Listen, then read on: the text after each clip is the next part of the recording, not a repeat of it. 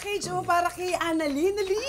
Kanino daw galing? Ay, Hindi sinabi. Kanino galing?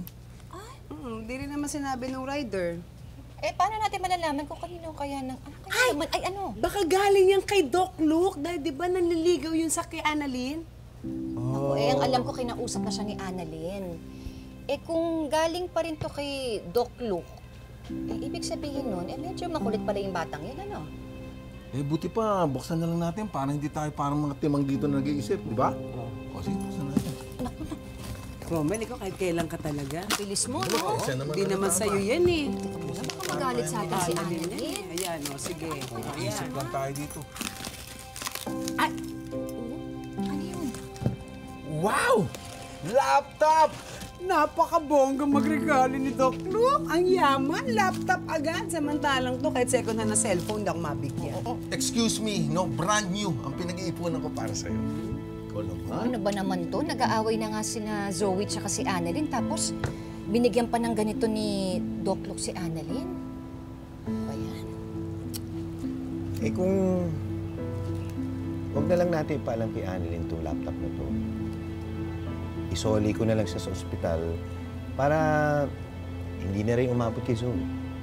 Susuli. Uy, sayang yan. Ibenta na lang kaya natin, no? Oo, hindi manalaman ni Annalyn Tama yan. ka dyan, tama. Ano ba kayong dalawa? Tumigil na nga kayo. Hindi na, ibalik na lang natin to. Sayang. Oh, yun, ganito.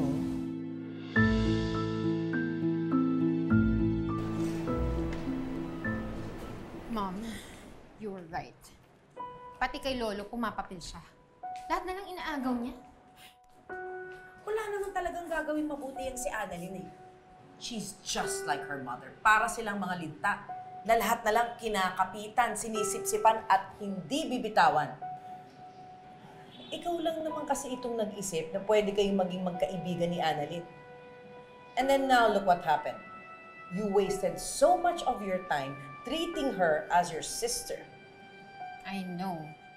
Ayaw niya pa akong labanan kasi daw magkapatid kami. May wishful thinking pa siya kanina na wala naman daw masama kung magkapatid kami. She said, what? Sabi niya, magkapatid daw kami. Ay nako, nababaliw na talaga yung Annalyn na yan. She's delusional. Pinaramdam mo lang sa kanya kung ano yung feeling na sisters kayo, aba, ayaw na mag-let go. Hindi lang yun. Sobrang paawa niya. Kaya tuloy pati si Lolo at si Daddy, kinakampihan siya. Kanina lang, Dad chose her over me. Ewan ko ba dyan sa daddy mo? Alam naman niya na hot-hotera yung si Annalyn na yan. Feel na feel niyang makipamilya sa atin. Kaya hindi lang si Robert ang pinapapilan niya, pati na rin ang lolo mo. Yeah. Gusto niyang makipag-rubbing elbow sa mga mayayaman. Alam mo, Mom, kung si Lolo at si Dad maloloko niya, ako hindi. Kasi alam ko na yung tunay na kulay niya. I'm done being friends with her. Correction, anak. You were never friends with her.